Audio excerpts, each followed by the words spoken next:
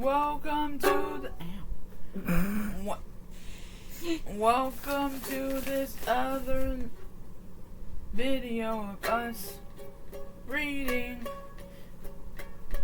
Charlie and the Chocolate Factory by Roald Dahl, featuring yours truly, Sparkle Butterfly, and my 11-14 or Mickey. And what is good, guys? This is your girls, Sparkle Butterfly and my 11-14. Hey guys. Hi. Today, like I did in the intro, we're going to be reading Charlie and the Chocolate Factory. Today, we're going to read... Let's see. Yeah. Let's see.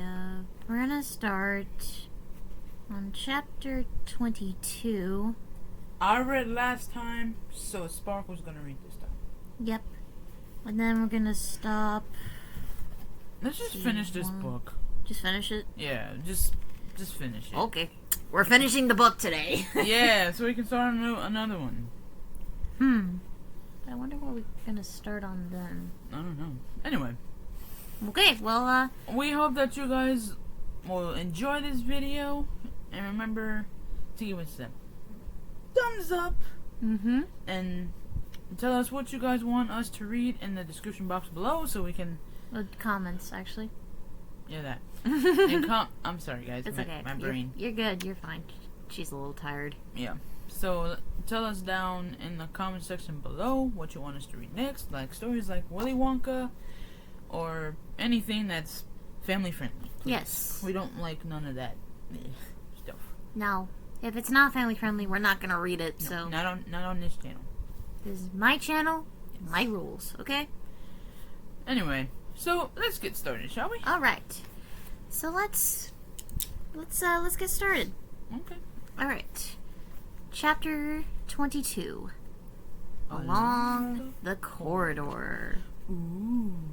All right. This should be interesting. Okay. Well, sighed Mr. Willy Wonka. 2 naughty little children gone. Yeah, poor Augustus and Violet. I know. Oh well. They'll be okay though. Yeah. They'll be fine. Totally, yeah. 3 good little children left. I think we better get out of this room quickly before we lose anyone else, But Mr. Wonka, said Charlie Bucket anxiously. will Violet Beauregard ever be alright again, or will she always be a blueberry? They'll dejuice her in no time flat, declared Mr. Wonka. They'll roll her into the dejuicing machine, and she'll come out as thin as a whistle. But will she still be blue all over? Asked Charlie. She'll be purple, cried Mr. Wonka. A fine, rich purple from head to toe. Well, there you are. That's what comes from chewing disgusting gum all day long. If you think gum is so disgusting, Said Mike TV. then why do you make it in your factory? I do wish you wouldn't mumble, said Mr. Wonka. I can't hear a word you're saying. Come on, off we go. Hurry up. Follow me. We're going into the corridors again. And so saying, Mr. Wonka scuttled across the far end of the inventing room and went through a small secret door hidden behind a lot of pipes and stoves. The 3 remaining children, Veruca Salt, Mike TV, and Charlie Bucket, together with the 5 remaining grown-ups, followed after him. Charlie Bucket saw that they were now back in one of those long pink corridors, with many other pink corridors leading out of it. Mr. Wonka was rushing along in front, turning left and right and right and left, and Grandpa Joe was saying, "Keep hold of my hand, Charlie. It would be terrible to get lost in here." Mr. Wonka was saying, "No time for any more messing around about. We'll never get anywhere at this rate if we've been going." And on he rushed, down the endless pink corridors, with his black top hat perched on the top of his head and his plum-colored velvet coat-tails flying out behind him like a flag in the wind. They passed another door, then another, and another. There were doors every 20 paces or so along the corridor now. and they all had something written on them, and strange clanking noises were coming from behind several of them, and delicious smells came wafting through the keyholes, and sometimes little jets of colored steam shot out from the cracks underneath. Grandpa Joe and Charlie were half running and half walking to keep up with Mr. Wonka, but they were able to read what it said on quite a few of the doors as they hurried by. Oh, eatable marshmallow pillows. It said on one. "Marshmallow pillows are terrific!" shouted Mr. Wonka as he dashed by. "They'll be all the rage when I get them into the shops. No time to go in, though. No time to go in." Snozberries? Hold on. You missed some. Oh, sugar. Wait. Where are we? Right there. Oh, God, I'm sorry. It's okay. That's how I'm going. Lickable wallpaper for nurseries. It said on the next door. "Lovely stuff, lickable wallpaper," cried Mr. Wonka, running past. "It has pictures of fruits on it. Bananas, apples, oranges, grapes, pineapples, strawberries, and snozberries." Snozberries? Said Mike TV. "Don't interrupt," said Mr. Wonka. "The wallpaper has pictures of all these fruits printed on it. And when you lick the picture of a banana, it tastes like a banana. When you lick a strawberry, it tastes of a strawberry. And when you lick a snozberry, it tastes just exactly like a snozberry." But what does a snozberry taste like? You're mumbling again. My goodness, he's just so mean to Mike TV. Why? Go ahead. Okay, You're mumbling. You're mumbling again, said Mr. Wonka. Okay. "Speak louder next time. On we go. Hurry up." Hot ice creams for cold days. It said on the next door. "Extremely useful in the winter," said Mr. Wonka, rushing on. "Hot ice cream warms you up no end in freezing weather. I also make hot ice cubes for putting in hot drinks. Hot ice cubes make hot drinks hotter." Now wait a minute. How's that possible? Oh, I don't know.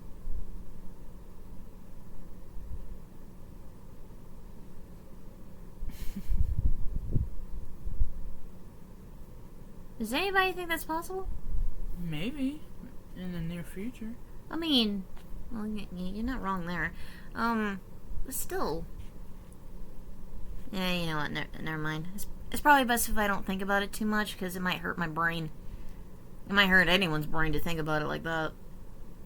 Okay, sorry. Let's move on. Cows that give chocolate milk. Chocolate milk! I haven't had that in a while. Yeah. We should get chocolate milk next time. It said on the next door. "Ah, my pretty little cows," cried Mr. Wonka. "How I love those cows," But why can't we see them? said Veruca Salt. Asked. Asked Veruca Salt. Sorry. Why do we have to go rushing on past all these lovely rooms? "We shall stop in no time. Stop in time," called out Mr. Wonka. "Don't be so madly impatient," Fizzy lifting drinks. it said on the next door. "Oh, those are fabulous," cried Mr. Wonka. "They fill you with bubbles, and the bubbles are filled with a special kind of gas, and the gas is so terrifically lifting that it lifts you right off the ground just like a balloon, and up you go until you hit your head on the ceiling. And there you stay." But how do you come down again? asked little Charlie. "You do a burp, of course," said Mr. Wonka. "You do a great big, long, rude burp, and up comes the gas, and down comes you. But don't drink it outdoors. There's no knowing how high up you'll be carried if you do that. I gave some to an old Oompa Loompa once out in the backyard, and he went up and up and up and disappeared out of sight. It was very sad. I never saw him again." He should have Aw. burped. Oh, That's not good. Why didn't he burp? I don't know. He should have burped. Charlie said. "Of course he should have burped," said Mr. Wonka. "I was shouting there, 'Burp! Burp, or you'll never come down again!' But he didn't, or couldn't, Or wouldn't. I don't know which. Maybe he was too polite. He must be on the moon by now. Poor Oompa Loompa. Dang. On the next door, it said... Square candies that look round. Wait! Cried Mr. Wonka, skidding suddenly to a halt. I am very proud of my square candies that look round. Let's take a peek. Wow. Oh boy. Ah, the ukulele! You should never drink the fizzy lifting drink outside because you don't know where you'll go. So you got to do one thing. Burp. You gotta burp. You gotta burp. You gotta do one little Thank you. Just remember to say excuse me afterwards. That's very polite. Yes. Okay. Your turn to read. We're doing pretty good here. Feel good? Okay. Alright. Chapter 23. Square candies that look round. This should be interesting. Everybody stopped and crowded to the door. The top half of the door was made of glass. Grandpa Joe lifted Charlie up so that he could get a better view, and looking in, Charlie saw a long table, and on the table there were rows and rows of small white square-shaped candies. The candies looked very, very much like square sugar lumps, except that each of them had a funny little pink face painted on one side. At the end of the table, a number of Oompa Loompas were busily painting more faces on more candies. There you are. Cried Mr. Wonka. Square candies that look round. They don't look round to me, said Mike TV. They look square, said Vertical Salt. They look completely square, But they are square. said Mr. Wonka. I never said that they weren't. You said they were round, said Veruca. I never said any of the sort. said Mr. Wonka. I said they looked round. But they don't look round, said Veruca. They look square. They look round. Insisted Mr. Wonka. He said, they look round, said Mr. Wonka. Insisted Mr. Wonka. They most certainly do not look round, cried Veruca Salt. Veruca, darling. Said Mrs. Salt. Pay no attention to Mr. Wonka. He's lying to you. My dear old fish. Oh, goodness.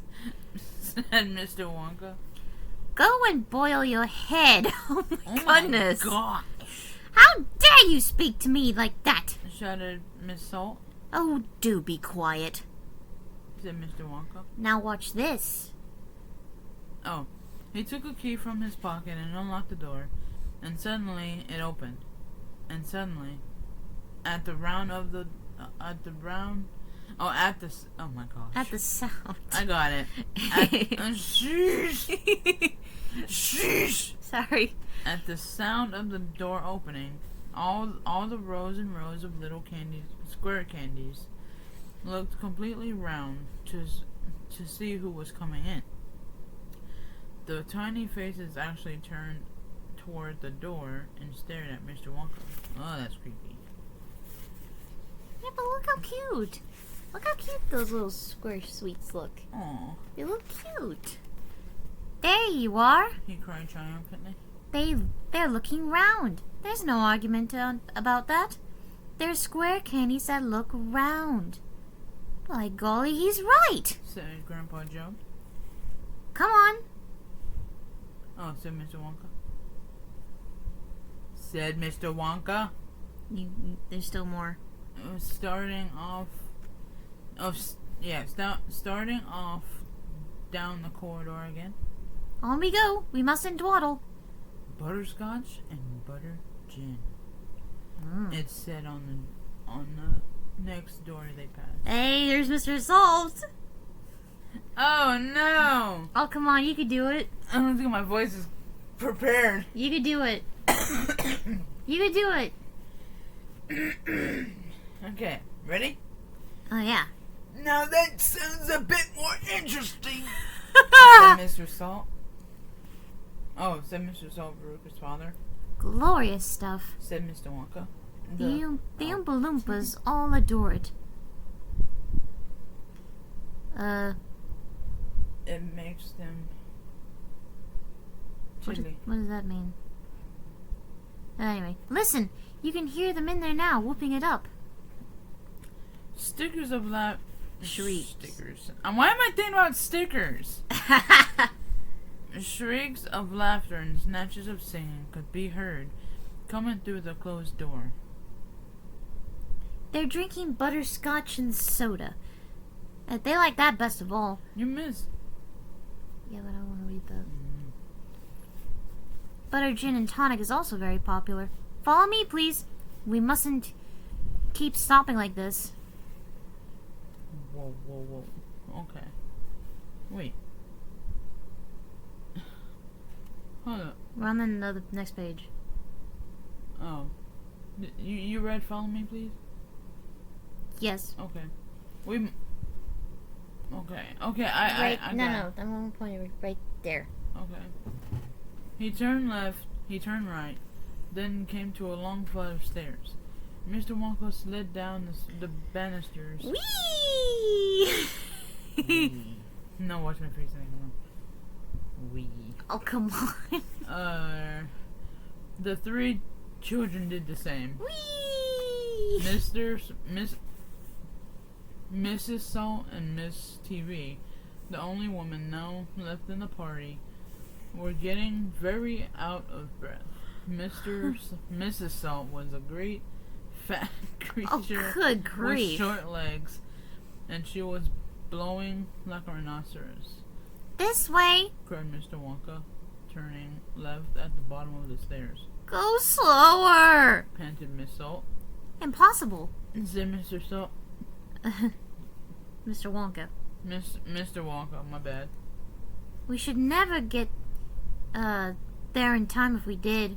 Go where? Asked Mr. Salt. Never you mind. Mr. Wonka? Said You- Mr. Wonka. You just wait and see. Alright. Alright. Chapter 24. Veruca in the nut room. Mr. Wonka rushed on. It's my turn. I know, I'm just reading that one. Oh. You know how it has. Oh, yeah. Ready? Yeah, go ahead. Do your Morgan Freeman. Oh, Lord have mercy. Mr. Wonka rushed on down the corridor, the nut room. And said on the next door they came to. Alright, said Mr. Wonka. Can you imagine Morgan Freeman reading this? Yeah. And shout out to you, Morgan Freeman. If you're watching this, hi. We're big fans. In a world. Oh, you want me to read that part again?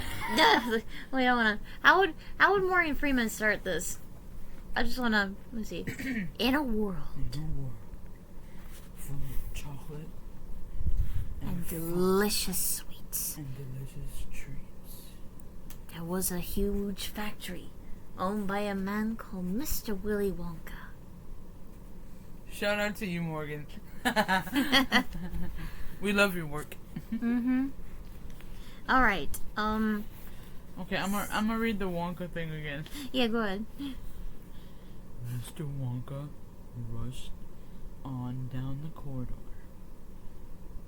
The nut room. It said on the next door they came to. Alright, said Mr. Wonka. Stop here for a moment and catch your breath.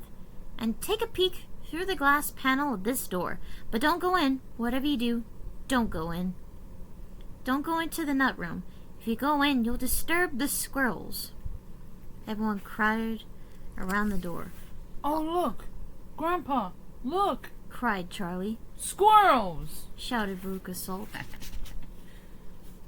Jeepers! Said Mike TV. It was an amazing sight. 100 squirrels were seated upon high stools around a large table. On the table, there were mounds and mounds of walnuts, and the squirrels were all working away like mad. shelling the walnuts at tremendous speed. These squirrels are specially trained to get the nuts out of walnuts, Mr. Wonka explained. Why use squirrels? Mike TV said. Why not use Oompa Loompas? Because, said Mr. Wonka, Oompa Loompas can't get walnuts out of the walnut shells in one piece. They always break them in two. Nobody except squirrels can get walnuts whole out of the walnut shells every single time. It's extremely difficult. But in my factory, I insist upon using only whole walnuts. Therefore, I have to have squirrels to do the job. Aren't they wonderful, the way they get those nuts out? And see how they first tap each walnut with their knuckles to make sure it's not a bad one? If it is bad, it makes a hollow sound. And they don't bother to open it. They just throw it down the garbage chute. There, look! Watch that squirrel nearest to us. I think he's got a bad one now. They watched the little squirrel as he tapped the walnut shell with his knuckles. He cocked his head to one side, listening intently. And suddenly, he threw the nut over his shoulder into a large hole in the floor. Hey, Mummy! Shouted Veruca Salt suddenly. I've decided I want a squirrel. Get me one of those squirrels. Don't be silly, sweetheart, said Mrs. Salt. These belong to Mr. Wonka. I don't care about that, shouted Veruca. I want one. Oh, God. Come on, you can do it. Okay. All I got at home is 2 dogs and 4 cats and 6 bunny rabbits and 2 parakeets and 3 canaries and a green parrot and a turtle and a bowl of goldfish and a cage of white mice and a silly old hamster. I want a squirrel. All right, my pet. Mrs. Salt said soothingly. Mommy'll get you a squirrel as soon as she possibly can. But I don't want any old squirrel, Veruca shouted. I want a trained squirrel. At this point, Mr. Salt, Veruca's father, stepped forward. Wait. Very well, Mr. Wonka, he said importantly, taking out a wallet full of money. How much do you want for one of these greatest squirrels? Name your price. They're not for sale, Mr. Wonka answered. She can't have one. Who says I can't? Shouted Veruca. I'm going in to grab me a squirrel this very minute. Don't! Mr. Wonka said quickly, but he was too late. The girl had already thrown open the door and rushed in. The moment she entered the room, 100 squirrels stopped what they were doing and turned their heads and stared at her with small black beady eyes. Veruca Salt stopped also and stared back at them. This is not going to end well. I can already tell. Then her gaze fell upon a pretty little squirrel sitting nearest to her at the end of the table. The squirrel was holding a walnut in his paws. All right, Veruca said. I'll have you. She reached out her hands to grab the squirrel, but as she did so, in that first split second when her hands started to go forward, there was a sudden flash of movement in the room, like a flash of brown lightning, and every single squirrel around the table took a flying leap towards her and landed on her body. 25 of them caught hold of her right arm and pinned it down. 25 more caught hold of her left arm and pinned it down. 25 caught hold of her right leg and anchored it to the ground. 24 caught hold of her left leg, and the one remaining squirrel, obviously the leader of them all, climbed up onto her shoulder and started tapping the wretched girl's head with his knuckles. Save her!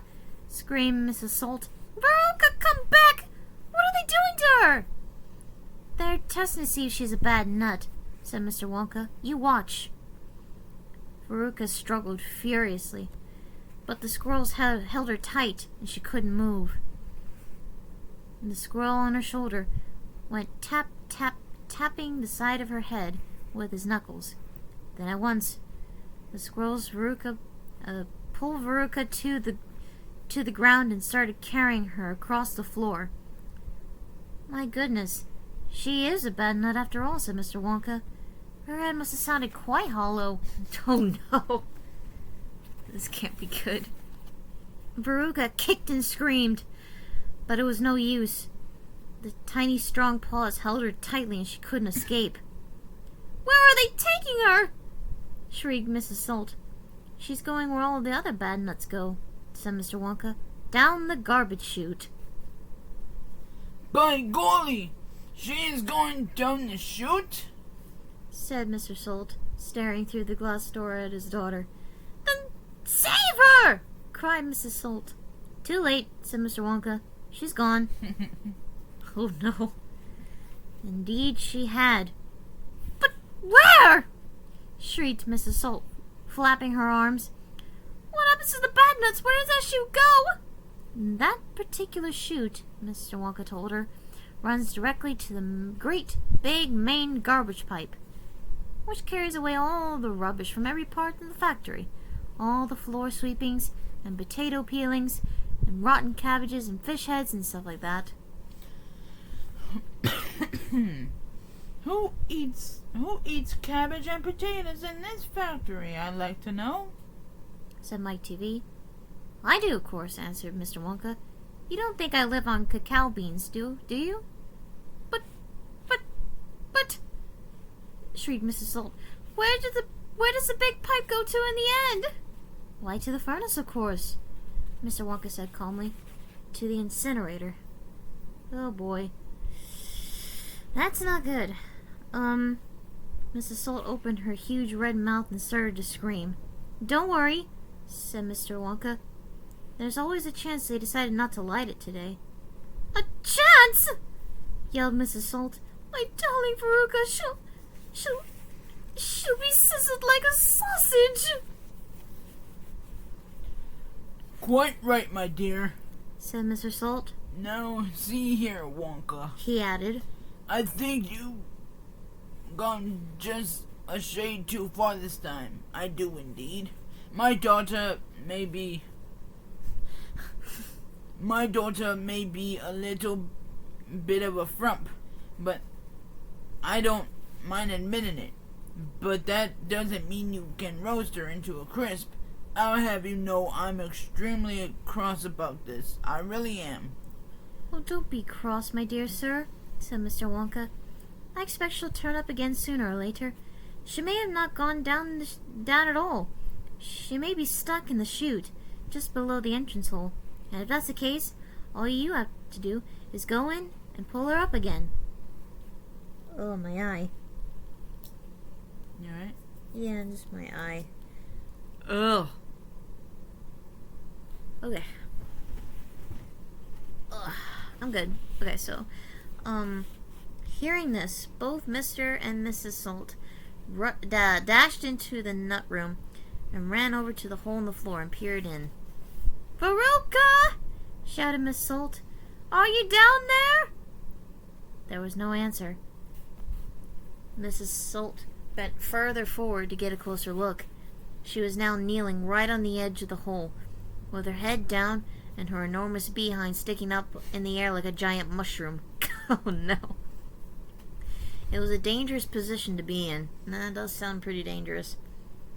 She needed only one tiny little push.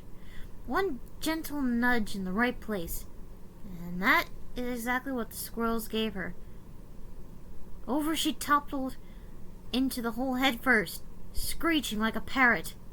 Good gracious me," said Mr. Salt as he watched his wife go tumbling down the hole. "What a lot of garbage there's gonna be today." He saw her disappearing into the darkness. "What's it like down there, and Gina?"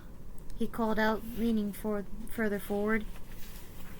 The squirrels rushed up behind him. "Oh, help! Help! Yeah, there you go. Help! Help!" He shouted, but he was already toppling forward, and down the chute he went, just as his wife had done before him, and his daughter. "Oh dear," cried Charlie, who was watching with the others through the door. Wait, what? Oh. What on earth's going to happen to them now? I expect someone will be there.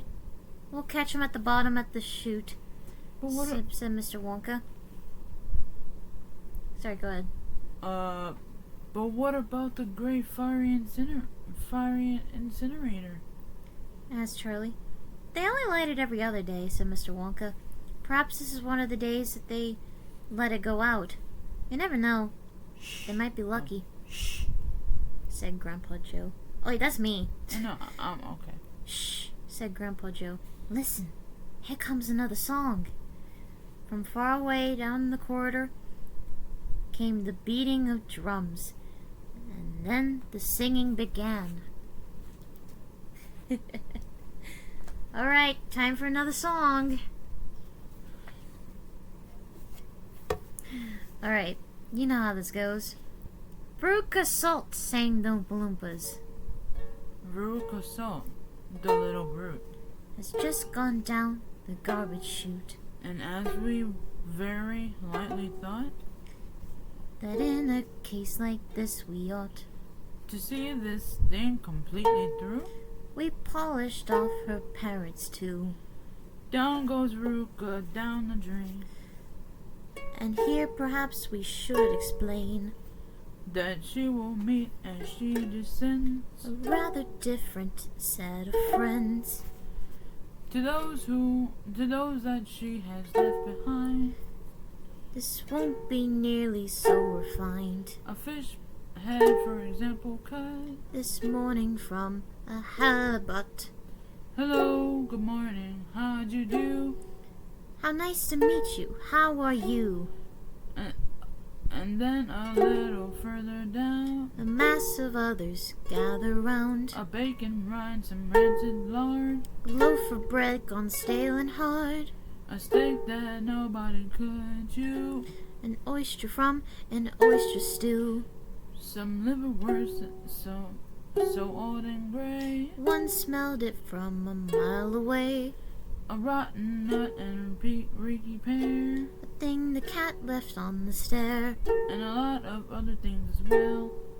Each with a rather horrid smell. These are Veruca's newfound friends, That she will meet as she descends. and this is the price she has to pay. For going so far astray. But now, my dears, we think you might Be wondering, is it really right? that every single bit of blame And all the scolding and the shame. should fall upon Veruca Salt. Is she the only one at fault? For those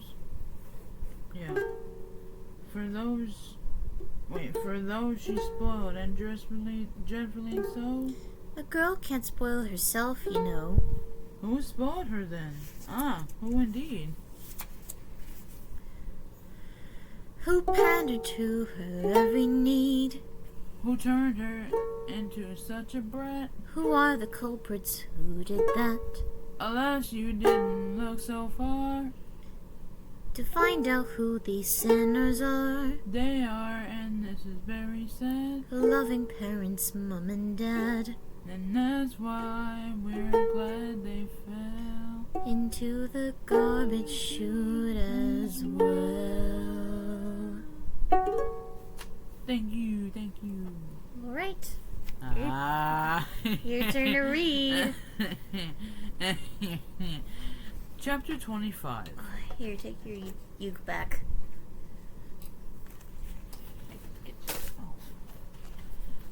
Chapter 25.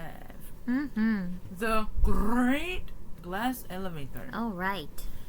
I've never seen anything like it. Cried Mr. Wonka. The children are disappearing like rabbits. But you mustn't worry about it. They'll all come out in the wash. Mr. Wonka looked at the little group that stood beside him in the corridor. There were only two Excuse you. What happened? It just Oh. went wee. It went wee. Okay. In the corridor, there were only two children left now. Mike TV and Charlie Bucket. Mm-hmm. And there were 3 grown-ups, Mr. and Mrs. TV and Grandpa Joe. Shall we move on? Mr. Wonka asked. Oh, okay, ready? Yeah. 2, sit. Oh, that's me and you. Oh. My bad. 2, sit. Oh, yes. Cried Charlie and Grandpa Joe, both together. My feet are getting tired, said Mike TV. I want to watch television, If you are tired, then we better take the elevator. said Mr. Wonka. It's over here. Come on, let's go in. He skipped across the path to a pair of double doors.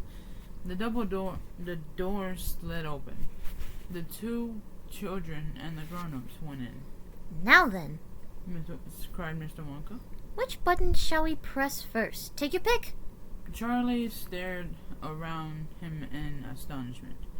This was the craziest elevator he had ever seen. There were buttons everywhere. The Wow. walls and even the ceiling were covered all over with rows and rows and rows of small black push buttons. There must have been 1,000 of them on each wall, and another 1,000 on the ceiling. Wow, that's a lot of buttons. I know.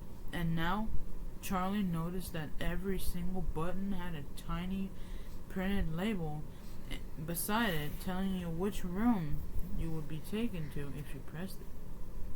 This isn't just an ordinary up and down elevator. Announced Mr. Wonka proudly. This elevator can go sideways and long ways and slant ways and any other ways you can think of. It can visit any single room in the whole factory, no matter where it is. You simply press a button and zing! You're off. Fantastic! Murmured Grandpa Joe. His eyes were shining with excitement as he stared at the rows and rows of buttons. The whole elevator... Oh, That's me. I didn't read anything. The whole elevator is made of thick, clear glass. Mr. Wonka declared.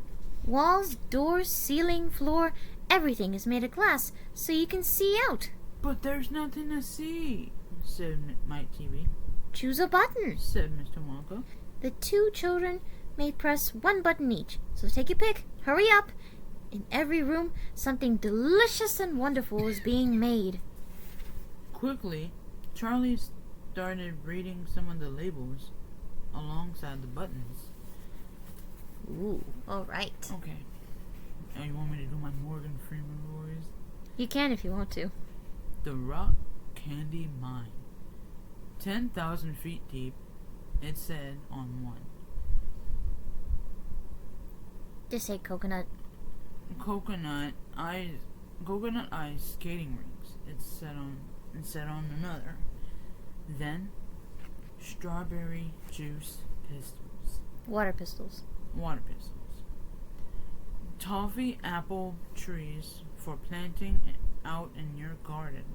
All sizes. Exploding candy for your enemies. Luminous lollies. Sorry, I was making the exploding candy noise. Luminous lollies for eating in bed at night.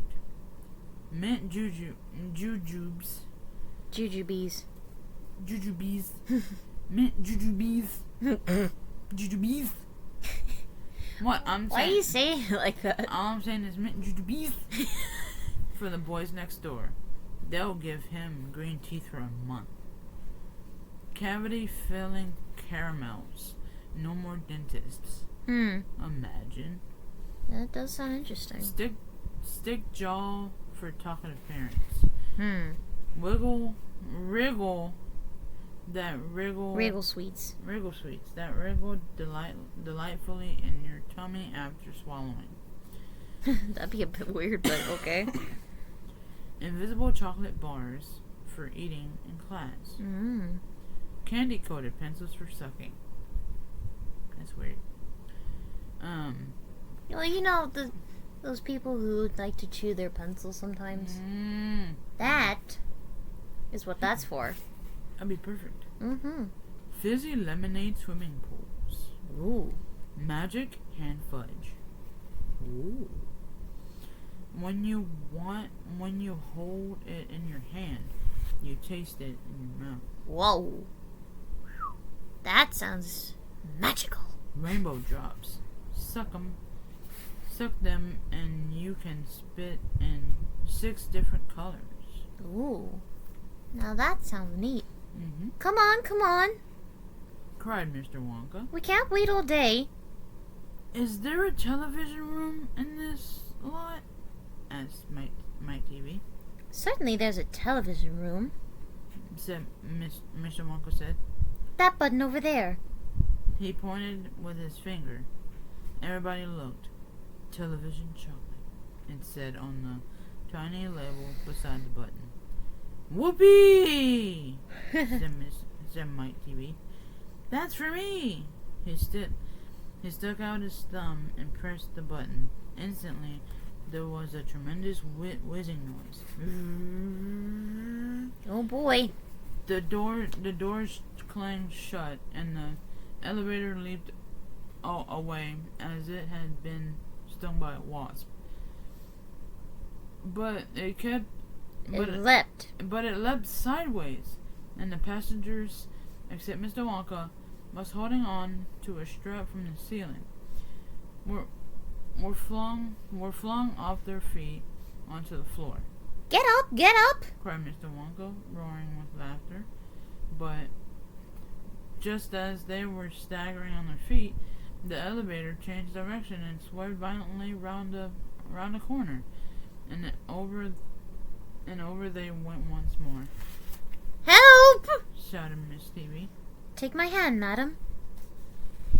Oh, said Mr. Wonka gallantly. There you are. Now grab the strap. Everyone grab a strap. The journey's not over yet. Old Grandpa Joe staggered to his feet and caught hold of a strap. Little Charlie, who couldn't possibly reach as high as that, put his arm around Grandpa Joe's legs and hung on tight. The elevator rushed on at the speed of a rocket. Now it was beginning to climb. It was shooting up and up and up on a steep, slanty course, as if it were climbing a very steep hill. Then suddenly, as though it came to the top of the hill and gone over a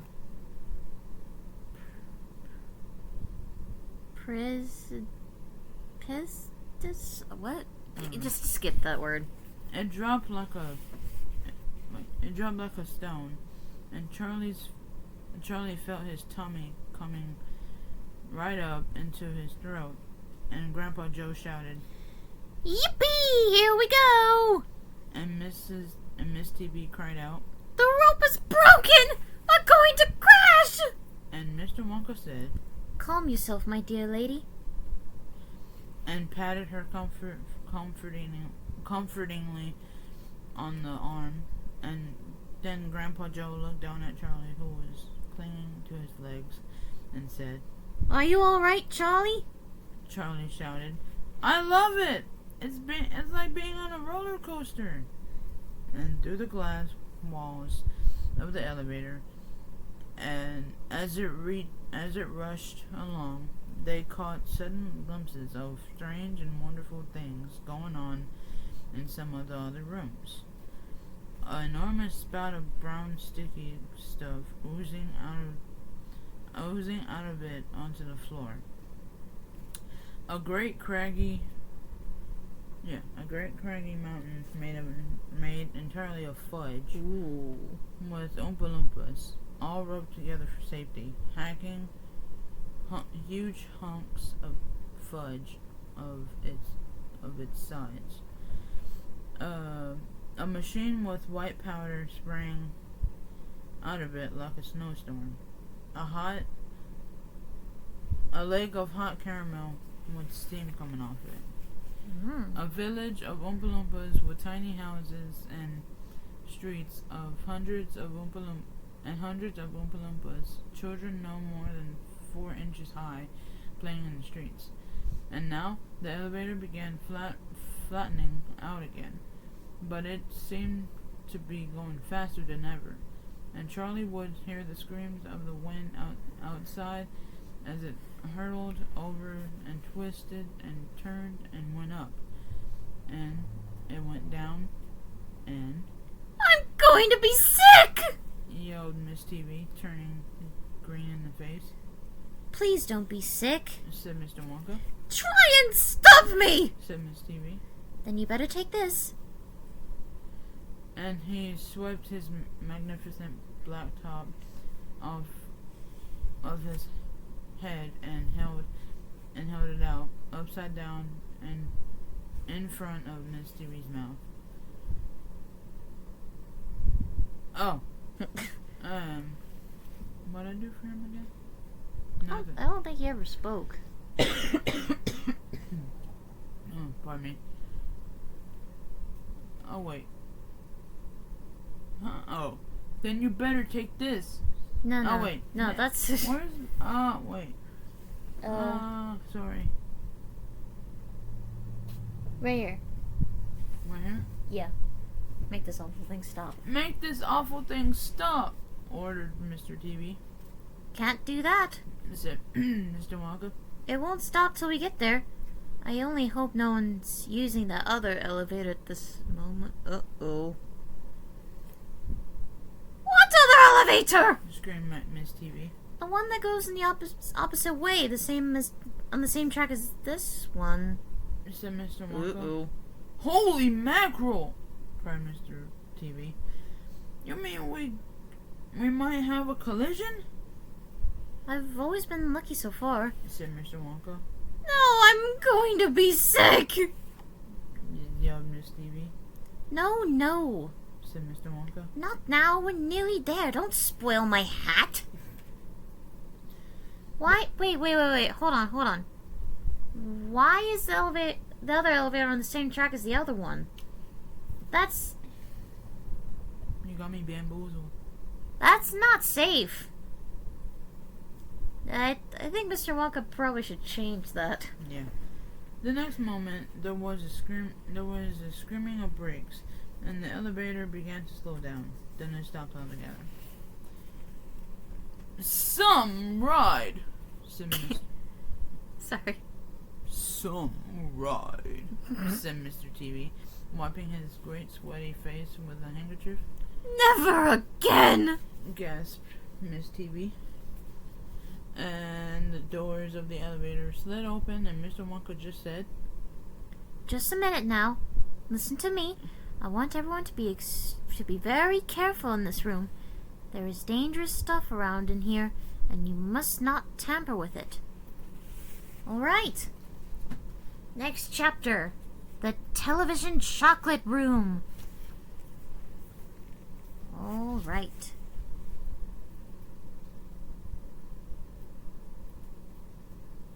Okay. "Aw, What's the matter? I think it only stops. Hold on. I think it only stops at chapter 29. Oh no, wait, I lied. No. There's 30 chapters. Yeah. Okay. Sorry about that. Oh wait, did you want to recap? Oh yeah. Forgot about that.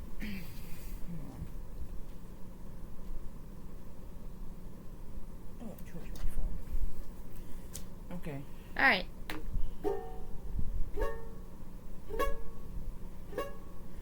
They went on the elevator, and then there, Mrs. TV thought they were gonna crash. Oh, But they didn't. and then here, you do that, and then I'm gonna sing. Luckily she didn't get sick.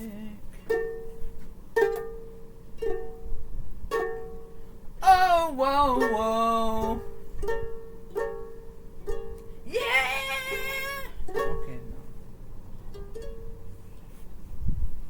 no. Okay. Chapter 26. The television chocolate room. Alright?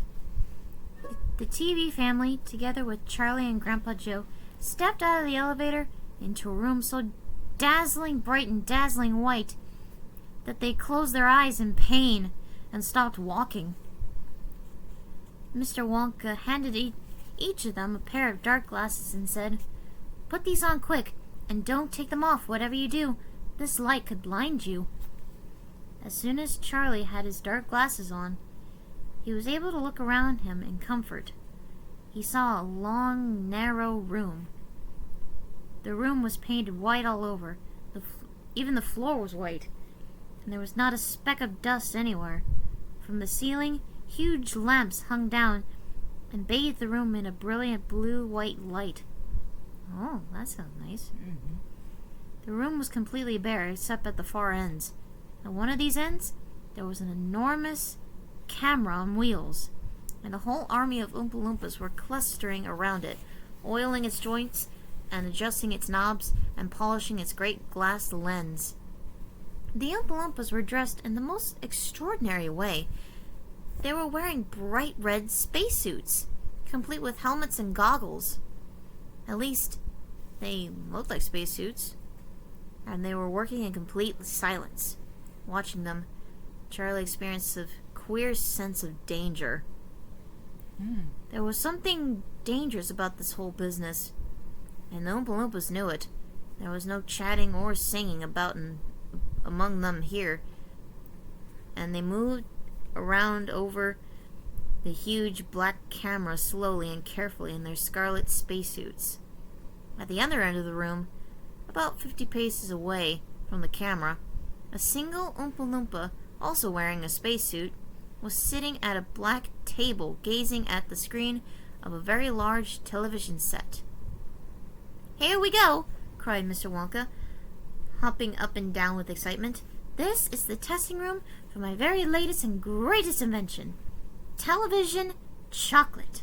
But what is television chocolate? asked my TV. "Good heavens, child, stop interrupting me," said Mr. Wonka. Dang. Goodness. "It works by television. I don't like television myself. I suppose it's all right in small doses, but children never seem to be able to take it in small doses. They want to sit there all day long staring and staring at the screen," That's me. said Mike TV. Shut up.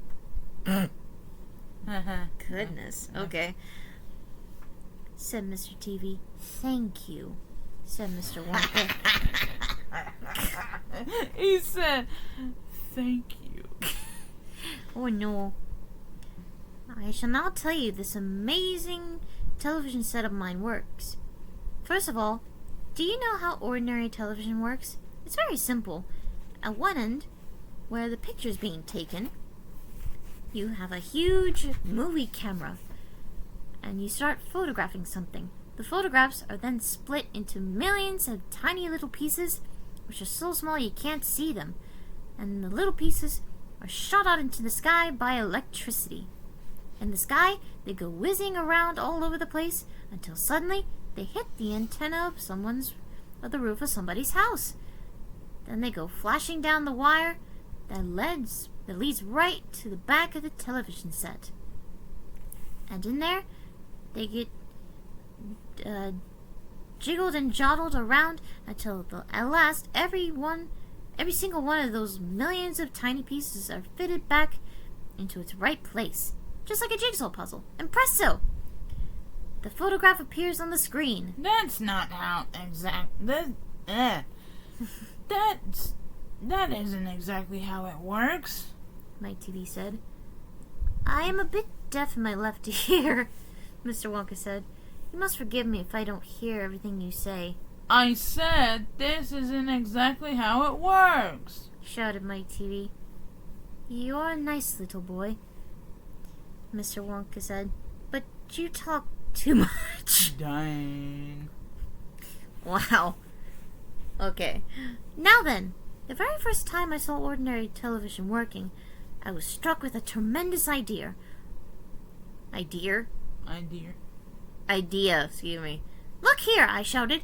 "If these people can break up a photograph into millions of tiny pieces and send the pieces whizzing through the air and then reassemble and put them back together on the other end, why can't I do the same thing with a bar of chocolate?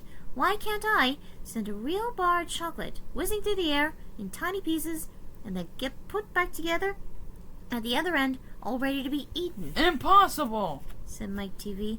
You think so? Cried Mr. Wonka. Well, watch this!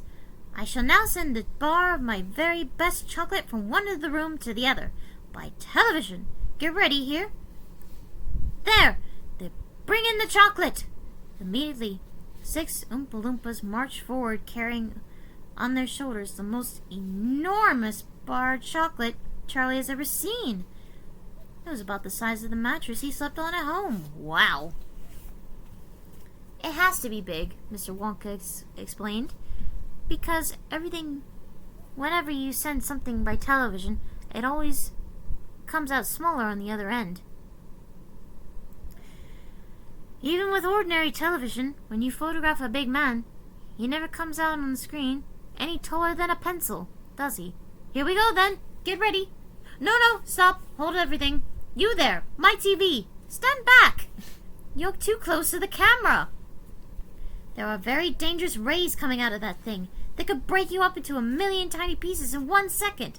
That's why the Oompa Loompas are wearing spacesuits. The spacesuits protect them. All right, that's better. Now then, switch on! One of the Oompa Loompas caught hold of a large switch and pulled it down. There was a blinding flash. The chocolate's gone! Shouted Grandpa Joe, waving his arms. He was quite right. The enormous bar of chocolate had disappeared completely into thin air. It's on its way, cried Mr. Wonka. And now he's rushing through the air above our heads in million tiny little pieces. Quickly, come over here. Quick, come over here. Sorry. Again, amateurs. Well, we're still working on it. He dashed over to the other end of the room where the large television set was standing, and the others followed him. Watch the screen, he cried. Here it comes, look! The screen flickered and lit up, and suddenly a small bar of chocolate appeared in the middle of the screen. Take it, shouted Mr. Wonka, growing more and more excited. How can you take that? Asked Mike TV, laughing. It's just a picture on a television screen. Charlie Bucket, cried Mr. Wonka. You take it. Reach out and grab it. Charlie put out his hand and touched the screen. Then suddenly, miraculously, the bar of chocolate came away in his fingers. He was so surprised he nearly dropped it. Eat it, shouted Mr. Wonka. Go on and eat it.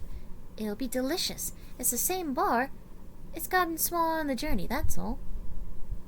It's absolutely fantastic, gasped Grandpa Joe. It's a miracle. Just imagine, cried Mr. Wonka. When I start using this across the country, you'll be sitting at home watching television, and suddenly a commercial will flash onto the screen, and a voice will say, Eat Wonka's chocolates. They're the best in the world. If you don't believe us, try one for yourself. Now! And you simply reach out and take one. How about that, eh? Terrific! Cried Grandpa Joe. It'll change the world. All right. Recap. Wait, what room are they in? The television chocolate room. Mr. Wonka took everybody to the television room so they can see the television project that he has in the house. He asked them to take a piece of chocolate, and he doesn't like Mike TV. He always says, I can't hear you, I'm a bit deaf in his ear. Yeah. It's a pretty nice recap. Alright, your turn to read now. Oh, God. Okay. Chapter 27. Mike TV is sent by television. Oh no. Mike TV was even more excited than Grandpa Joe at seeing a bar of chocolate being sent by television. But Mr. Wonka... Oh, he shouted, "Can you send... Wait. Yeah. Yeah. You're doing good. Can you send other things through the air in the same way? Breakfast cereal, for instance?" Oh, my sainted aunt! cried Mr. Wonka. Don't mention that disgusting stuff in front of me. Mr. Wonka doesn't like cereal? What? Do you know what breakfast cereal is made of? It's made of all those curly wooden shavings you find in a pencil sharpener. No, that's not true. Oh. But could you send it... Can you send it by television if you wanted to, as you do chocolate? Said Mike TV. Of course I could. And what about people? Said Mike TV. Could you send a real-life person from one place to another in the same way? A person? Cried Mr. Wonka. Are you off your rocker? But could it be done? Good heavens, child, I really don't know. I suppose it could. Yes, I'm pretty sure it could. Of course it could. I wouldn't like to risk it, though. It might have some really nasty results. But Mike TV was already off and running. The moment he heard Mr. Wonka saying, "I'm pretty sure it could," of course it could, he turned away and started running as fast as he could towards the other end of the room where the great camera was standing. "Look at me!" he shouted as he ran. "I'm going to be the first person in the world sent by television!" No! said Mr. Wonka. Mike! Screamed Mrs. TV. Stop! Come back! You'll be turned into a million tiny pieces! But there was no stopping Mike TV now. The crazy boy rushed on, and when he reached the enormous camera, he jumped straight for the switch, scattering Oompa Loompas right and left as he went. "See you later, alligator!" he shouted, and he pulled down the switch, and he did so. He leaped out into the full glare of the mighty lens. There was a blinding flash. There was silence. Then Miss TV ran forward, but she stopped dead in the middle of the room, and she stood there. She stood staring at the place where her son had been, and her great red mouth opened wide, and she screamed, "He's gone! He's gone!" Great heavens! He has gone." I should have screamed that, huh? No. Shouted Mr. TV. Mr. Wonka hurried forward and placed a hand gently on Miss TV's shoulder. We'll have to hope for the best, he said. We must pray that your little boy will come out unharmed at the other end. Mike! Screamed Mrs. TV, clasping her hand in her hands. Where are you? "I'll tell you where he is," said Mr. TV. "He's whistling around above our heads in a million tiny pieces."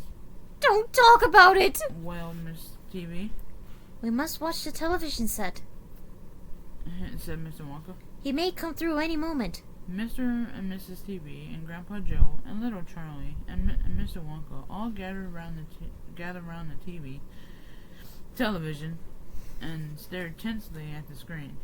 The screen went quite blank. "Oh, he's taken a heck of a long time to come across," said Mr. TV, was wiping his brow. Oh dear, said Mr. Wonka. I do hope that no part of him gets left behind. What on earth do you mean?" said Mr. TV sharply. I don't wish to alarm you, said Mr. Wonka. But it does happen sometimes that only half of the little pieces find their way into the television set. It happened last week. I don't know why. But the result was only half a bar of chocolate came through. Miss TB let a scream of horror. You mean only half of Mike is coming back to us? She cried. Let's hope it's the top half, said Mr. TV. Hold everything. Said Mr. Wonka. Watch the screen. Something is happening. The screen had suddenly begun to flicker. Then some wavy lines appeared. Mr. Wonka adjusted one of the knobs and the wavy lines went away. And now, very slowly, the screen began to get brighter and brighter. Here he comes, yelled Mr. Wonka. Yep, that's him all right. Is he all in one piece? cried Miss TV. I'm not sure. Said Mr. Wonka. It's too early to tell. Faintly at first, becoming clearer and clearer every second, the picture of Mike TV appeared on the screen. He was standing up and waving at the audience and grinning from ear to ear. But he's a midget! shouted Mr. Wonka. Mike! cried Miss Stevie. Are you alright? Are there any bits of you missing? Isn't he going to get bigger? Shouted Mr. TV. Talk to me, Mike! cried Miss TV. Say something! Tell me you're alright! A little voice, no louder than the squeaking of a mouse, came onto the television set. Hi, Mom! It said. Dang, you got my TV and it. Dang. Wow. Like, hi, Mom! It said. Hi, Bob, look at me! I'm the first person ever to be sent by television! Grab him! Ordered Mr. Wonka. Quick! Miss TV shot out a hand and picked the tiny figure of Mike TV out of the screen. Hooray! Cried Mr. Wonka. He's all in one piece. He's completely unharmed. You call that unharmed? Snapped Mrs. TV, peering at the little speck of a boy who was now running to and fro across the palm of her hand, waving his pistols in the air. He was certainly not more than an inch tall. He's shrunk, said Mr. TV. Of course he shrunk, said Mr. Wonka. What did you expect? This is terrible, wailed Miss TV. What are we going to do? And Mr. TV said, we can't send him back to school like this. He'll get trod upon. He'll get He'll get squashed. He won't be able to do anything, cried Mrs. TV. Of course you. Oh yes, I will. Squeaked the tiny voice of Mike TV. I'll be able to watch the television. Watch television. Never again. Why'd I do like that? Shouted Mr. TV. I'm throwing the television set right out the window the moment we get home. I've had enough of television. When he heard this, Mike TV flew into a terrible tantrum. He started jumping up and down on the palm of his mother's hand, screaming and yelling and trying to bite his fingers. I want to watch television, he squeaked. I want to watch television. I want to watch television. I want to watch television. Don't flip the tape. Here, give him to me, said Mr. TV. And he took the tiny boy and shoved him into the breast pocket of his jacket and stuffed the handkerchief on top. Squeals and yells came from inside the pocket, and the pocket shook as the furious little prisoner fought to get out. Oh, Mr. Wonka, wailed Miss TV. How can we make him grow? Well, said Mr. Wonka, stroking his beard and gazing through the ceiling. Thoughtfully.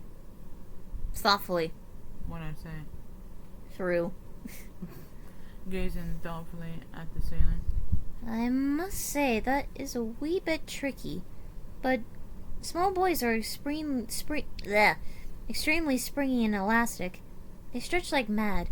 So what we'll do, we'll put him in a special machine I have for testing the stretchiness of chewing gum. Maybe that will bring him back to what he once was.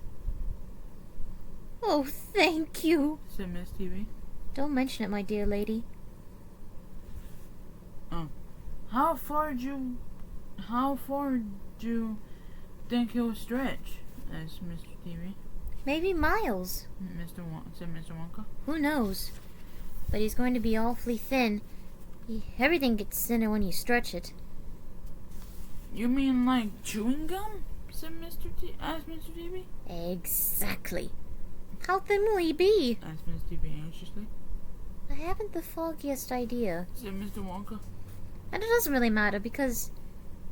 Oh, hold on. And it really doesn't matter anyway because we'll soon fatten him up again.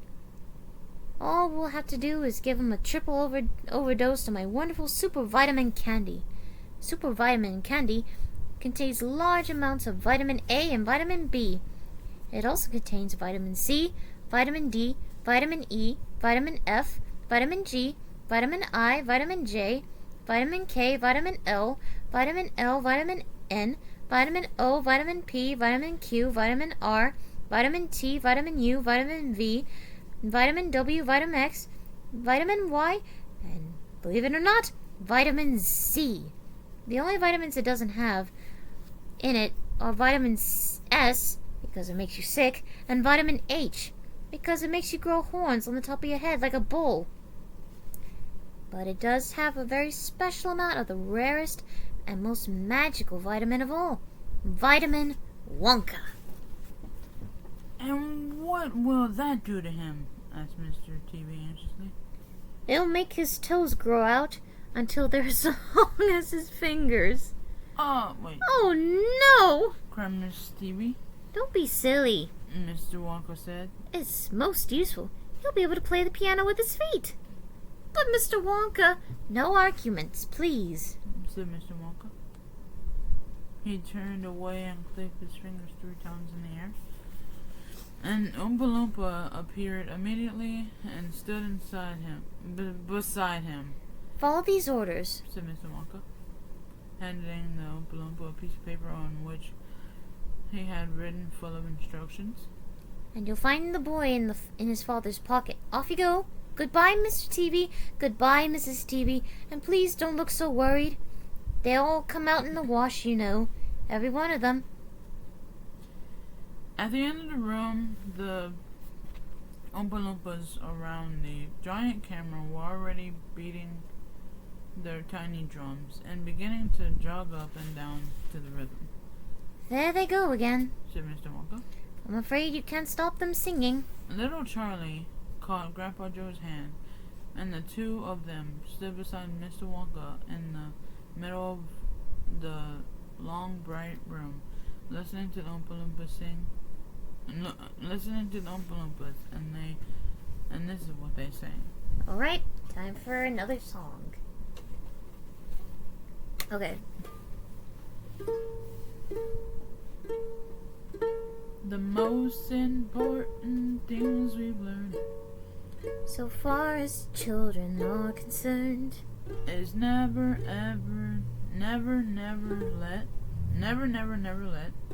them near your television set.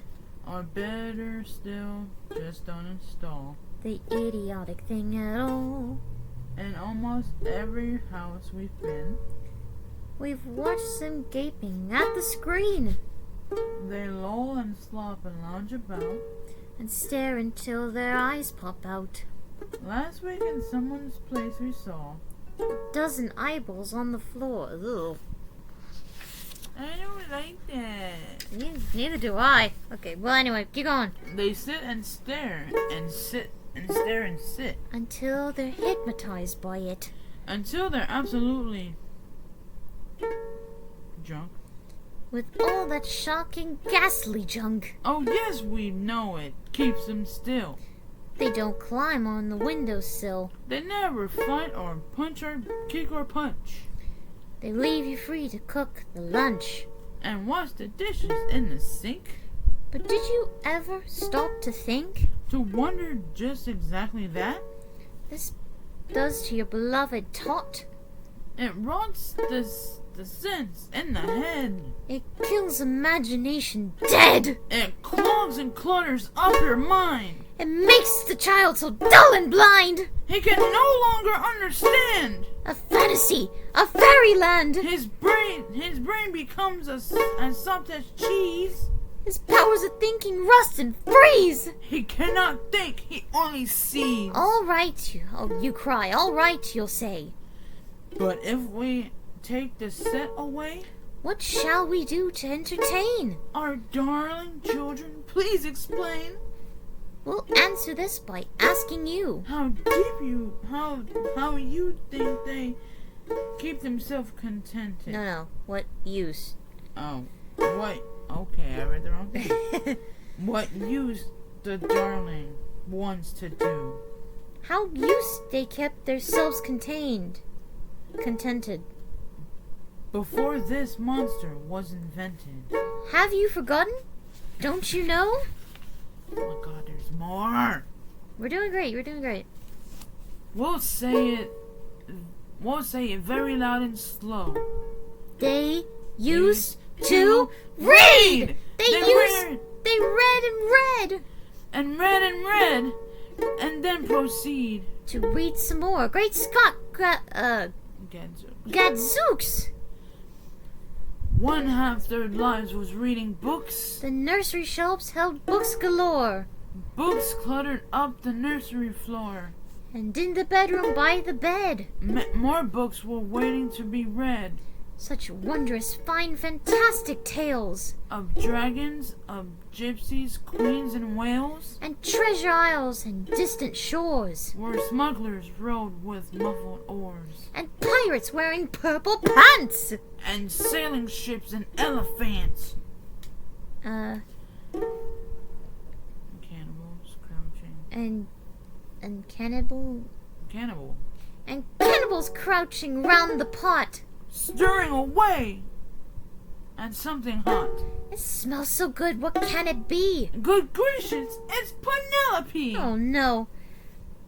The younger ones had Beatrix Potter. With Mr. Todd, that dirty rotter.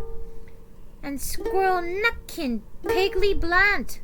And Mrs. Tiggly Winkle, and just how the camel got his hump.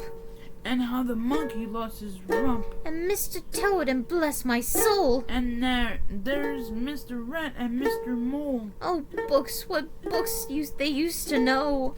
Those children living long ago. So please, oh please, we beg and pray. Go throw your TV set away. And in its place you can install a lovely bookshelf on the wall. Then fill the shelves with lots of books, ignoring all the dirty looks, the screams and yells, the bites, the kicks, and children hitting you with sticks. Fear not, because we promise you that in about a week or two of having nothing else to do, they'll now begin to feel the need to have something good to read. And once they start, oh boy, you watch the slowly growing joy that fills their hearts. They'll grow heads so keen. They'll wonder what they'd ever seen in that ridiculous machine. That nauseating, foul, unclean, repulsive TV screen. And later, each and every kid will love you more than for what you did. P.S. Regarding Might TV, we very much regret that we shall simply have to wait and see if we can get him back his height. But if we can't, it serves him right. Thank you. Whew! That was something. We got 2 more chapters left. Well, 3. Well, yeah. 2.5. 2.5. Alright, your turn to read. I read that last one. Oh, you did? Oh, yeah, well, my turn then. Sorry. Wait. Yeah, no. You read it. You read it. I'm sorry. Dang. We already read through chapter 27? Yeah. Okay. Go. Chapter 28. Only Charlie left. Ooh. Which room shall it be next? said Mr. Wonka as he turned away and darted into the elevator. "Come on, hurry up! We must get going. And how many children are left now?" Little Charlie looked at Grandpa Joe and... Excuse me 1 second. Sorry about that. We had a phone call from Mom. She was wondering what we were doing. Sorry about that, guys. Sorry. Okay, where did I stop? How many children are left now? Oh, yes, right here. Yeah. Little Charlie looked at Grandpa Joe, and Grandpa Joe looked back at Little Charlie. "But Mr. Wonka," Grandpa Joe said, called after him, There's only Charlie left now." Mr. Wonka swung around and stared at Charlie. There was a silence.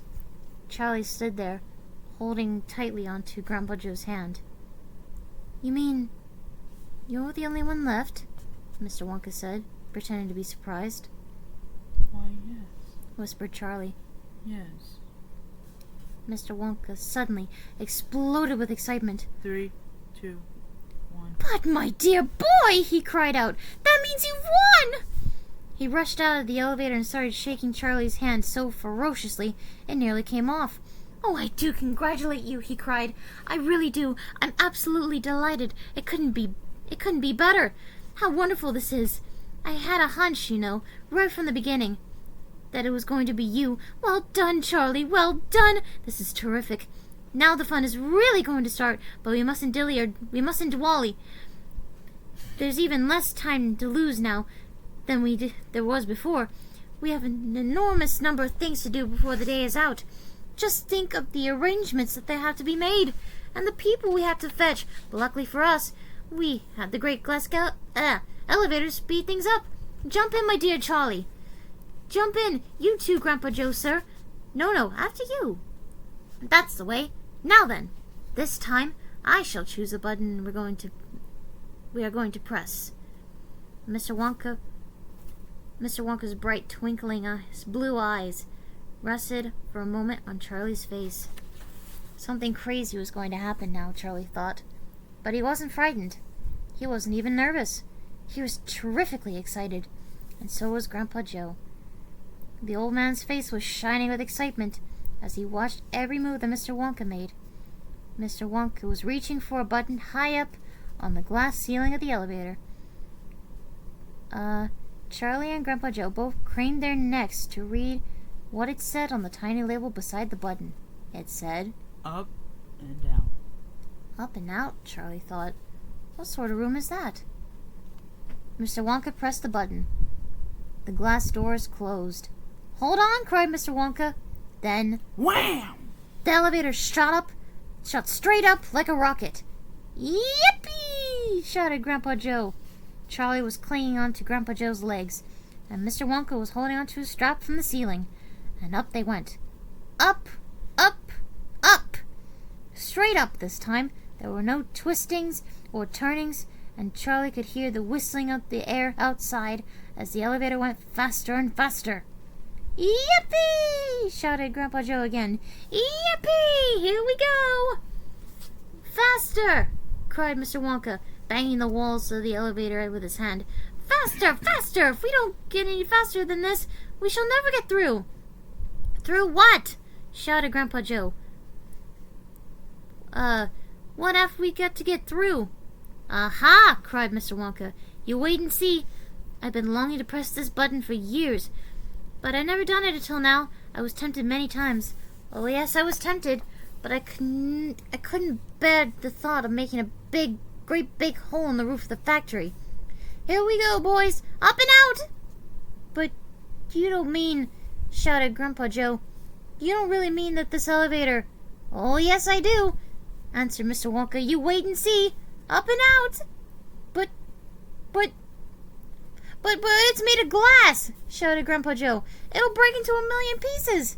"I suppose it might," said Mr. Wonka, cheerful as ever, "but it's pretty thick glass all the same." The elevator rushed on, going up and up and up, faster and faster and faster. Then suddenly, crash! And the most tremendous noise of splintering wood and broken tiles came from directly above their heads. and Grandpa Joe shouted, "Help! It's the end! We're done for!" And Mr. Wonka said, "No, we're not. We're through. We're out!" Sure enough, the elevator had shot right up through the roof of the factory and was now rising into the sky like a rocket, and the sunshine was pouring in through the glass roof. In 5 seconds, they were 1,000 feet up in the sky. "The elevator's gone mad!" shouted Grandpa Joe. "Have no fear, my dear sir," said Mr. Wonka calmly, and he pressed another button. And the elevator stopped. It hung in midair, hovering like a helicopter, hovering over the factory and over the very town itself, which lay spread out below them like a picture postcard. Wow, that's quite a view. Looking down through the glass floor on which he was standing, Charlie could see the small, faraway houses and the streets and the snow, which lay thickly over everything. There was an eerie and frightening feeling to be standing on glass high up in the sky. It made you feel like you weren't standing on anything at all. "Are we all right?" cried Grandpa Joe. How does this thing stay up?" "Candy power," said Mr. Wonka. 1,000,000 candy power. "Oh, look!" he cried, pointing down. "There go the other children. They're returning home." All right. Chapter 29. We're almost there. Oh, my goodness. Whew, that was a crazy chapter. No. I'm surprised I was able to make it through it. Make it through, I meant to say. Excuse me. After my TV became a tiny Mac TV.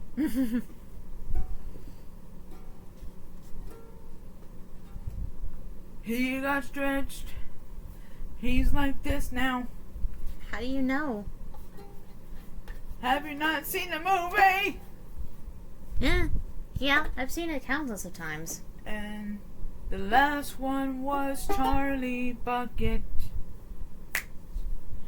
He is the last one. And you know what he did? What? He went on the elevator with Mr. Willy Wonka himself. Yay! Thank you, thank you. Alright, your turn to read. Oh no. This is your last chapter. I'm not cheating, I just want to see. No, you're good. Oh, I need 2 pages. No. Okay. Alright. Chapter 29. The other children go bye-bye, which means the other children go home. We must go down and take a look at our little friends before we do anything else, Said Mr. Wonka. He pressed a different button and the elevator dropped lower, and as soon it was hovering just above the entrance to the gate of the factory.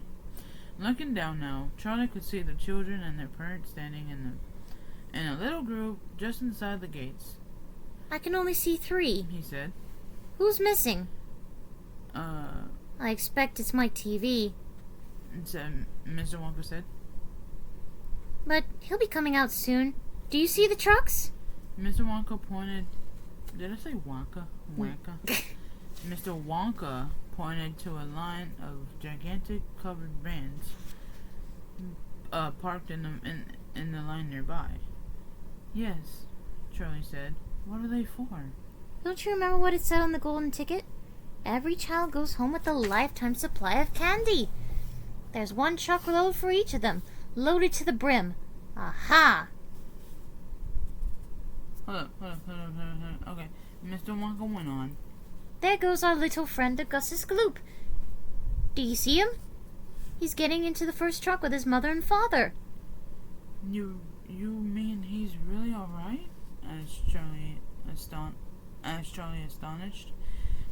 Even after going up the awful pipe? He's very much all right. said Mr. Wonka. He's changed. Said Grandpa Joe, peering down through the glass wall of the elevator. He used to be fat. Now he's as thin as a straw. Of course he's changed. Said Mr. Wonka, laughing. He got squeezed in the pipe, don't you remember? And look, there goes Miss Violet Beauregard, the great gum chewer. It seems as though they managed to dejuice her after all. I'm so glad. And look how healthy she looks. Much better than before. But she's purple in the face. Cried Grandpa Joe. So she is. Said Mr. Wonka. Ah, well, there's nothing we can do about that. Good gracious, cried Charlie. Look at poor Veruca Salt and Mr. Salt and Mrs. Salt. They're completely covered with garbage. And here comes Mike TV, said Grandpa Joe. Good heavens, what have they done to him? He's about 10 feet tall and as thin as a wire. They overstretched him on the gum chewing machine, said Mr. Wonka. How very careless. But how dreadful for him, cried Charlie. Nonsense, said Mr. Wonka. He's very lucky. Every basketball team in the country will be trying to get him. But now, he added, it is time we left these 4 silly children. I have something very important to talk to you about, my dear Charlie. Mr. Wonka pressed another button, and the elevator swung upwards towards into the sky. All right, last chapter, everybody. The great glass elevator went whee.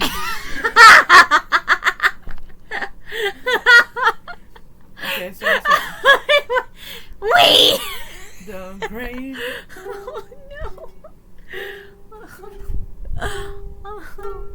glass elevator went whee into the sky, and they saw 4 silly children. Oh, jeez. Because they went whee. The 4 little children. They get a box. No, they get a truck filled with everlasting chocolate And candy. and whatever they wanted. Yeah. Thank you. Last chapter, guys. Alright. Here we go. Alright. Chapter 30. Charlie's Chocolate Factory. The great glass elevator Was now hovering right over the town. Inside the elevator stood Mr. Wonka, Grandpa Joe, and little Charlie. How I love my chocolate factory, said Mr. Wonka, gazing down. Then he paused and turned around and looked at Charlie with the most serious expression on his face. Do you love it too, Charlie? He asked. Oh yes, Cried Charlie. I think it's the most wonderful place in the world. Aww. I'm very pleased to hear you say that, said Mr. Wonka, looking more serious than ever. He went on staring at Charlie. Yes, he said, I am very pleased indeed to hear you say that. And now I shall tell you why.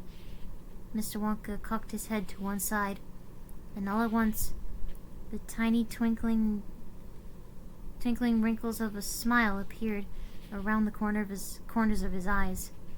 And he said, You see, my dear boy, I have decided to make you a present of the whole thing. As soon as you are old enough to run it, the entire factory will be yours. Charlie stared at Mr. Wonka.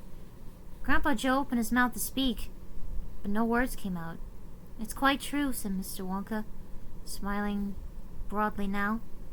I'm really giving it to you. That's all right, isn't it? Giving it to him? Gasped Grandpa Joe. You must be joking. I'm not joking, sir. I'm deadly serious. But why should you want to give your factory to little Charlie? Listen, Mr. Wonka said. I'm an old man. I'm much older than you think. I can't go on forever. I have I've got no children of my own, no family at all. So who's going to run the factory when I get too old to do it myself? Someone's got to keep it going, if only for the sake of the Oompa Loompas. Mind you, there are thousands of clever men who would give anything for the chance to come in and take over before me, but I don't want any sort of person. I don't want a grown-up person at all. A grown-up wouldn't listen to me. He won't learn. He will try to do things his own way and not mine. So I have to find a child. I want a good, sensible, loving child, to whom I can tell my most precious candy-making secrets while I'm still alive. So this is why you sent out the golden tickets? Cried Charlie. Exactly, said Mr. Wonka. I decided to invite 5 children to the factory, and the one I liked best, at the end of the day, would be the winner. But Mr. Wonka, stammered Grandpa Joe, do you really and truly mean you are giving the whole of this enormous factory to little Charlie? After all, there is no time for arguments, cried Mr. Wonka. We must go at once and fetch the rest of the family. Charlie's father and his mother, and who else that's around. They all can live in the factory from now on. They can all help to run it until Charlie is old enough to do it by himself. Where do you live, Charlie? Charlie peered down through the glass elevator at the snow-covered houses that lay below. It's over there, he said, pointing. It's that little cottage right on the edge of the town, the tiny little one.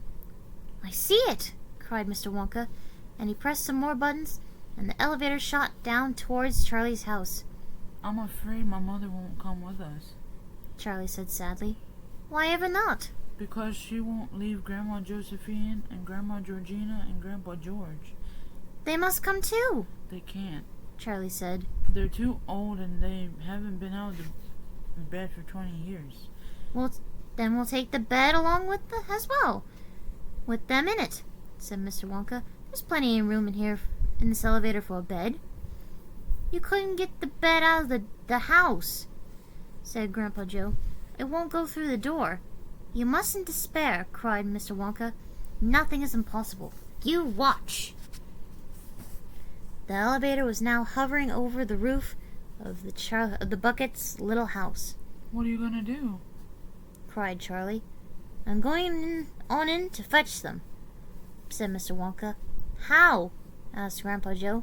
Through the roof, said Mr. Wonka, pressing another button. No! Shouted Charlie. Stop! Shouted Grandpa Joe. Crash! Went the elevator, right down through the roof of the house, into the old people's bedroom. Showers of dust and broken tiles and bits of wood and cockroaches and spiders and bricks and cement went raining down on all the 3 old people who were lying in bed, and each of them thought it was the end of the world. Grandma Georgina fainted. Grandma Josephine dropped her false teeth. Grandpa George put his head under the blanket, and Mr. and Mrs. Bucket came rushing in from the next room. Save us! Cried Grandma Josephine. Calm down, my darling wife, said Grandpa Joe, stepping out of the elevator. It's only us. Mother! Cried Charlie, rushing into Mrs. Bucket's arms. Mother! Listen to what's happened. We're all going back to live in Mr. Wonka's factory, and we're going to help him run it, and he's giving it all to me, and What are you talking about? Said Mrs. Bucket. Just look at our house, cried poor Mr. Bucket. It's in ruin. My dear sir, said Mr. Wonka, jumping forward and shaking Mr. Bucket warmly by the hand. I'm so glad to meet you. You mustn't worry about your house. From now on, you're never going to need it again anyway. Who is this crazy man? Screamed Grandma Josephine. He could have nearly killed us! This, said Grandpa Joe, is Mr. Willy Wonka himself. It took quite a time for Grandpa Joe and Charlie to explain to everyone exactly what had been happening to them all day. And even then, they all refused to ride back to the factory. "I'd rather die in my bed!" "My goodness," shouted Grandma Josephine. "So would I!" cried Grandma Georgina. "I refuse to go," announced Grandpa George. So Mr. Wonka and Grandpa Joe and Charlie, taking no notice of their screams, simply pushed the bed into the elevator. They pushed in Mr. and Mrs. Bucket in after it. Then they got themselves in. Mr. Wonka pressed a button. The doors closed. Grandma Georgina screamed, and the elevator rose up from the floor and shot through the hole of the roof into the open sky. Charlie climbed onto the bed and tried to calm the three old people who were still petrified with fear. Oh, sorry. It's okay. Where am I? Please don't be afraid. Yeah. Please don't be afraid. He said. It's quite safe, and we're going to the most wonderful place in the world. "Charlie's right," said Grandpa Joe. "Will there be anything to eat when we get there?" asked Grandma Josephine. "I'm starving. The whole family's starving." "Anything to eat?" cried Charlie, laughing. Oh, just wait. You just wait and see. The end. Charlie's family and him are gonna go live at the chocolate factory, because Willy Wonka himself trusts Charlie. Well, that's all we got for you guys. Hopefully you enjoyed that. I really hope you enjoyed the story, everyone. It was a lot of fun. Yeah, just like Mr. Salt. Listen here, you. Anyway. Now see here, fellers. But anyway, that's all we got for you guys today. Thank you so much for tuning in. We finished the whole book in 4 days? 4 videos? Yeah, 4 videos. It was so fun. Make sure you do us all a little favor. First, like the video. Like the video. Comment down below what you want to see next. Subscribe. Make sure you subscribe to me too, because I need more subscribers, please. She does. I get credit too because I was in this video. I'm in every video. Well, almost. That's gonna change. Yes! I love that. So, thank you guys so much for watching. And remember, if you don't have no BTS merchandise, what are you doing? Go get some, man. Yes. And always remember to keep calm and sparkle on. All the way to the next video, and we'll see you guys next time. And hey, if you want us to read another family-friendly story, just let us know what you want to hear. We'll read any kind of story. I was gonna do. We can read. We'll read let's say Alice in Wonderland, fairy tales. Maybe we could do a Christmas special. Oh, that'd be nice. Oh yeah. We might also read more Roald Dahl books if you want. Hey. Well, we'll see what we can do. Keep calm and sparkle on the way to the next video. It has been your girl, Malevolent14, and Sparkle. And we'll see you guys next time. Bye-bye. You're all the best. Bye.